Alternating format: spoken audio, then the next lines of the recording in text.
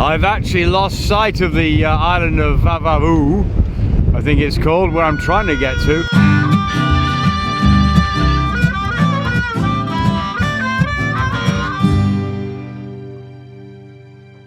It's up there somewhere, still having trouble getting the angle to get there.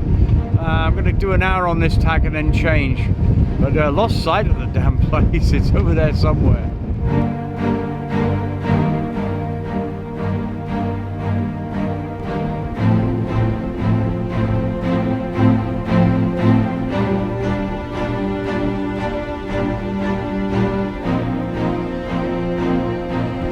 Under three sails, barreling along merrily in a lovely, beautiful sunny day.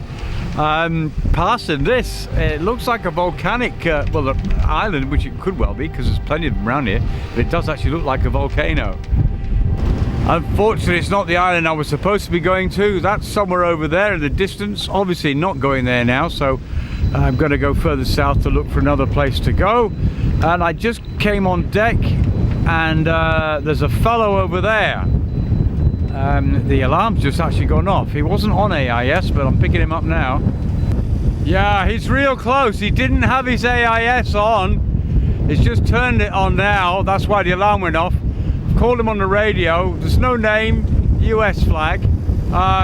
It's very close to, that is a collision kind of situation right there. I'm under sail, so I have right of way. But we're going to clear each other, but not by much. I've just been down below, called him again. I can't believe he's not answering. He's right on me. I'm not nervous. He's right on me, right on. I have right of way. I'm under sail.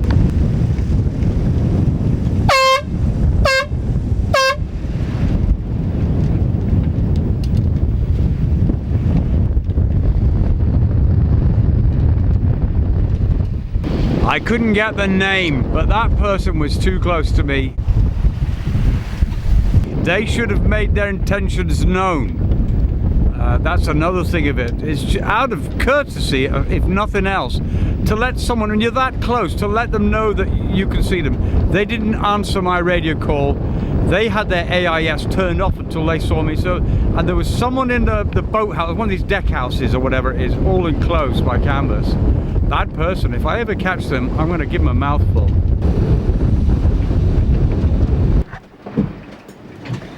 Whoa. Just got hit by something then. Yes, regular waves, and I know all about that because I made a mistake. I left that hatch open and lots of water came in the boat. Got things drying everywhere. Luckily no permanent damage, but the place is a mess, and that's because we're at sea and quite high winds, and but we're having fun. Yeah, I was reefing down the main and steered the boat into a wave, and the front of the boat went into this wave and through the hatch. Silly old me. Yeah, but Shaddy's going good. Trying to avoid this volcano looking hill over here. It's a nice hill, but I'd rather not be near it. It's actually called Lake Island, and we're going to be very close to that brute. Too close for liking, and the weather is going to be pushing us onto it, so the sooner I'm clear of it, the better. But Shaddy's doing good. We're doing, well, excuse the camera work, it's a bit bouncy out here. Yeah, we're 5-6 knots. We've been doing 7 knots just now. Yeah, you can see that's where I wanted to be, up there, but it ain't happening. Weather's coming this way.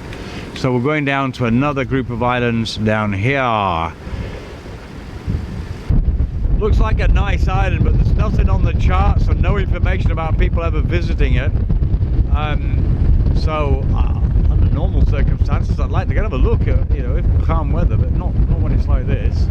This part of the seabed is full of volcanic activity. Yeah, as long as that big old thing over there doesn't ejaculate while we're going past it. That's a volcano over there. There's lots of them here.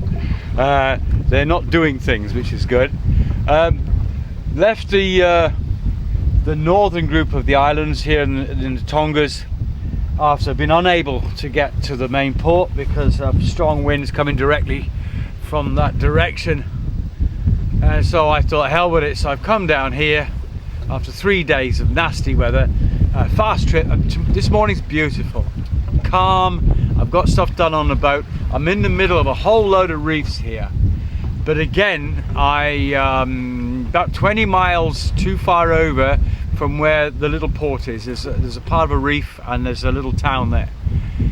And the wind is coming directly from there at about 15 knots, 10, 15 knots, not much. But I would have to motor for most of the day to get up there. And I just, honestly, I'm so tired. And I've not been feeling very well the last few days. So I've decided I am not going to go ashore here. The weather is grey and miserable. There's nobody else here. I sound like a miserable old bastard, and maybe I am. But I've decided I'm keen to get on, and so I'm going to go further south to the southern group, where there's a big town and I can reprovision, because I've got virtually nothing left on the boat. I'm really short of provisions, so I need to get on. So there's lots of reefs here. It's very beautiful, I'm sure. And if I had some people with me, some friends and other boats and stuff, but there's nobody else here. I don't think there are any other boats here. There's only a few people. There's no pizza. I think there's one bar somewhere.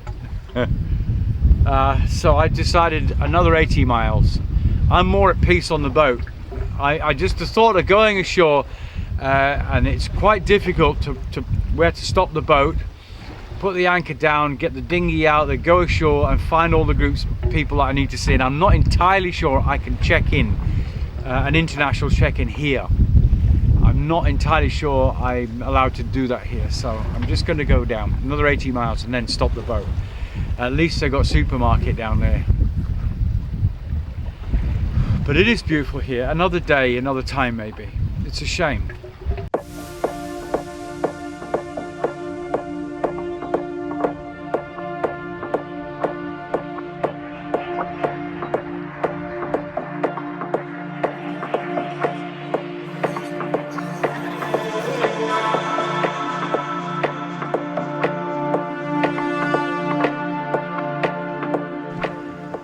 Woke up this morning, all is normal, or so I thought, having my first coffee.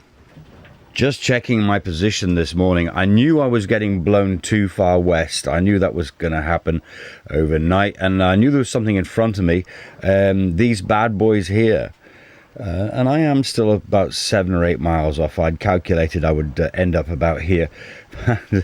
But I looked out this morning and didn't quite expect to see what I saw. I came on deck to be confronted by a couple of islands. I knew nothing about these islands. One was green and lush, the other one very barren, and they had a strange, eerie feeling about them. Getting as close as I dare to this, but it's big and scary. That looks like the remnants of a volcano caldera, as far as I can see anyway. Okay, I think that's about as close as I want to get. So I haven't got room to go around either side really, because of the wind, so I'm gonna have to turn upwind and escape. What you can't see down to starboard here is a huge shallow patch that stretches out a mile to sea. So that's like over that way somewhere, and that was where I was going to go, but I'm not going to risk it. I would so love to go ashore if I had a bigger boat and a crew, but to do so by myself, it's just too risky to take the boat in there, and my depth sounder doesn't work. It wasn't until I got back to civilization a few weeks later that I found out what I was actually looking at. This is an aerial view of it. A few years ago there was some massive volcanic action here, and this is the result. The barren island is actually a brand new landmass. Only about 4 years old, it came from nothing and is now an island. Because it's such a rare and interesting event, it's attracted scientific interest from all over the world, including NASA, because what happened here mimics what happened on Mars and even on our own planet Earth. Recently, a couple of French cruisers did what I wanted to do. They managed to get ashore and take these wonderful shots.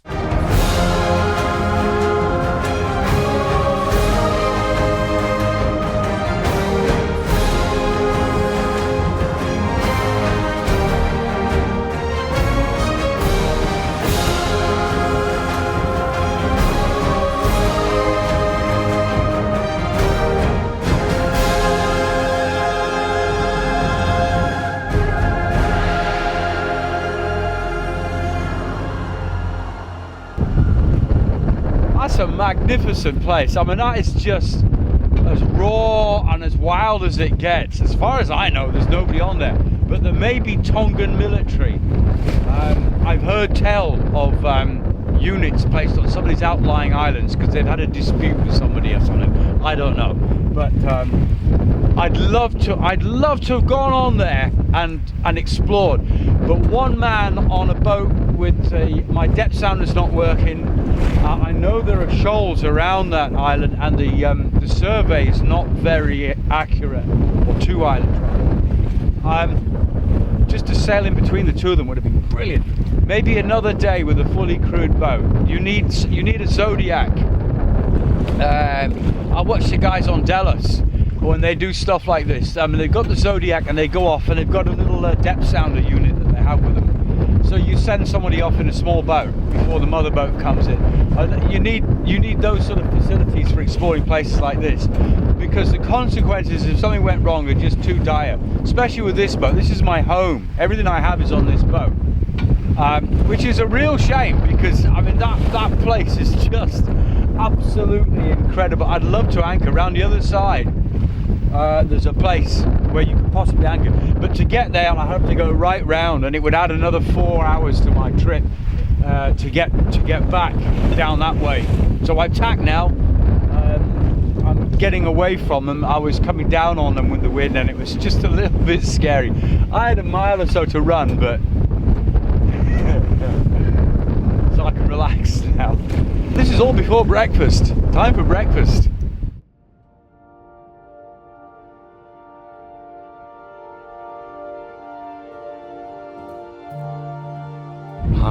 Sun's going down. I've just seen whales. I just heard, it's like a sound like somebody was blowing their nose. This big spray of water came out of the sea behind me. I could just see some disturbed water over there, but they're not there now. There they are. I see them. A couple of whales over there. Oh, I've never... Oh, yes. Yes. I've never seen whales before.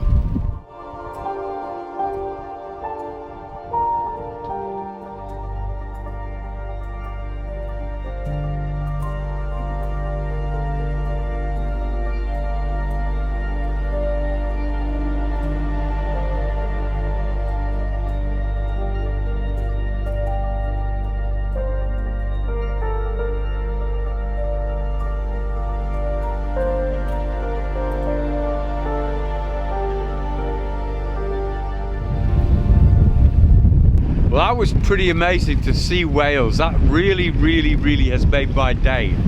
I'm heading in the wrong direction. Once again, the wind is against me. I think this is the third time this trip now. The wind is right on the nose to where I want to be. I actually need to be down there to get to the southern islands to sign in to Tonga. And I'm going east at the moment, which is like crazy. I mean, the sun's setting over there in the west. I'm going east.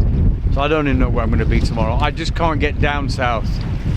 And I left. My friends are now ensconced in the northern islands. They've been there for days and days. I've been at sea. This is getting on my second week now, which should have been a 3-day passage. I don't know, but anyway, seeing whales is really nice. That's really made my day, my whole week. I got to say, I've never seen that before. First time for me. And it's cold out here. It's real Wales conditions, you know. It's grey and it's blooming cold. So on the way to New Zealand, I mean, listen, I can pick up New Zealand radio from here. They got snow in New Zealand. I'm thinking, do I really want to go there? Anyway, on the deck playing my guitar as I do most evenings, seen some whales, and I'm just chillaxing, gonna have some food in a minute and watching the sunset, so it's all good. Hope you enjoyed it. Enjoy this view, it's brilliant.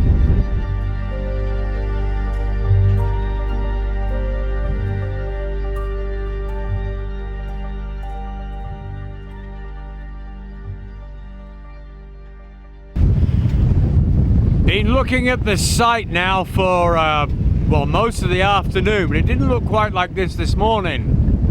Now we've got wind. I'm down by the southern island in Tonga. The island is somewhere over there behind what is going to be for me a fringing reef, which I have to find a way through. And I was in despair because there was no wind, and then all of a sudden this, if you see it in the sky here, this enormous, it looks like a snake, and it snakes right above me, over me like that. And the head of it, which has already gone through, is behind me. You can see there. It's really weird. Either side of it, there's absolutely no wind or anything.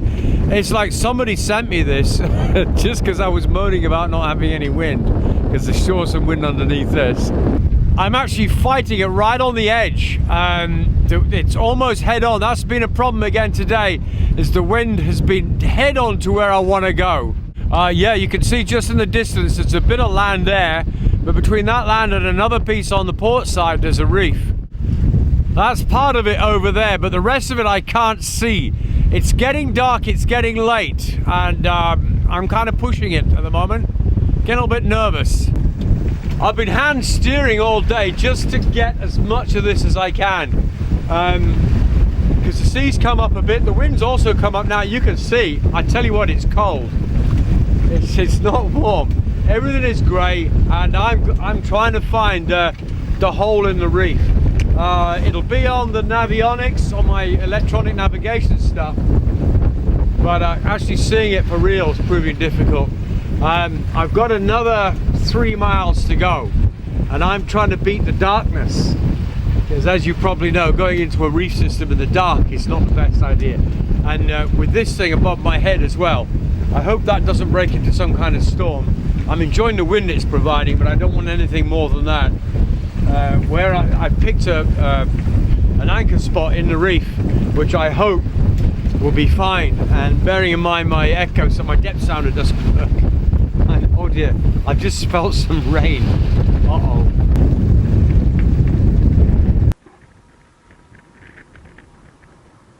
I can't see the reef, but it's there somewhere. I hope this chart is correct.